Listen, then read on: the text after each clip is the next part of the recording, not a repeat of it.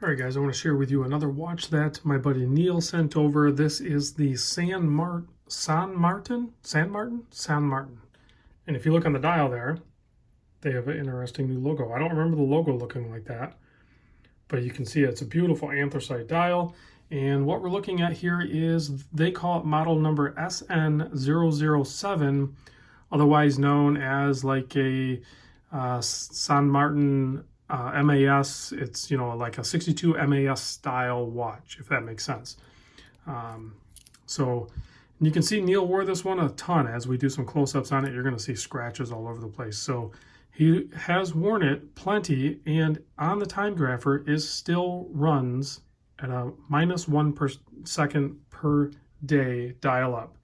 That's using a Seiko NH35 movement. It actually ran really clean on the time grapher, surprisingly. I say that because a lot of times when I have watches with Seiko movements in, I get sporadic readings. This one seemed to register pretty good on the time grapher. So 40 millimeter watch on this guy, 48.25 millimeter lug to lug, drilled lugs. I think that was something else that was added on the SN007, that and 120 click bezel. I'm not sure, because this is like, if I'm understanding this correct, this is like version 3 of their MAS style watch. So I think those things were added. I don't think they were in the earlier ones. I could be wrong. You guys can chime in. 13.8 thick, millimeter thick, but that's including that semi-boxed and double-domed sapphire crystal. 20 millimeter lug width. So whatever strap you want to put on this, you're going to have no problem figuring out what works and what doesn't. It comes on this tropic style rubber strap.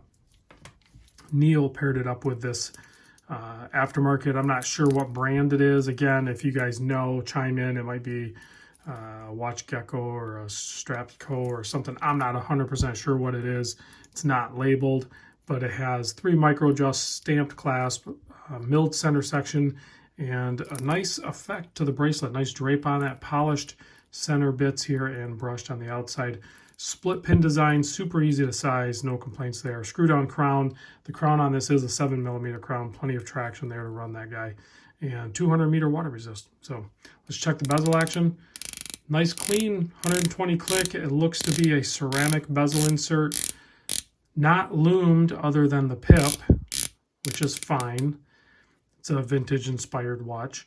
But they blasted it with some good C3 lume. So when we do the lume shot here in a moment, you're going to notice that all of the indices, the hands and the pip, are going to glow like a torch.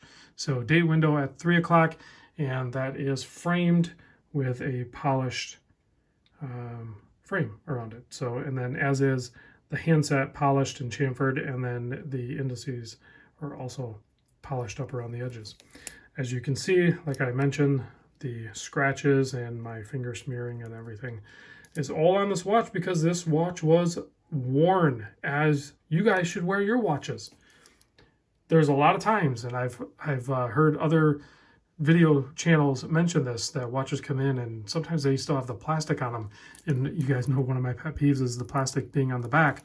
Still, this one does not have that, and there's clear evidence of Neil wearing this watch.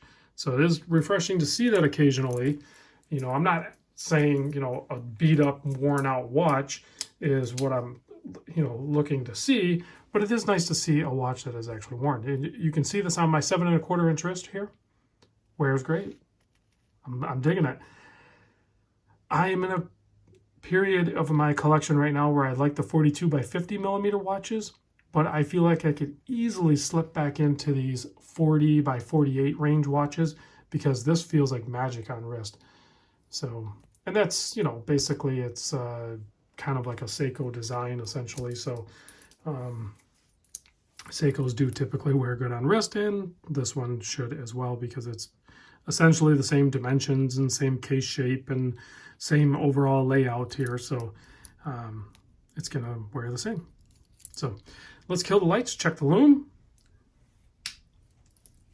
It's going to be good. C3 lume, yeah, crazy bright.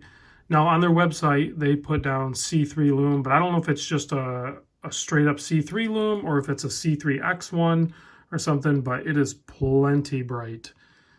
Brighter, as bright or brighter than any Seiko that I typically have on here. So great application on the what do they call this? The SN007 or something like that.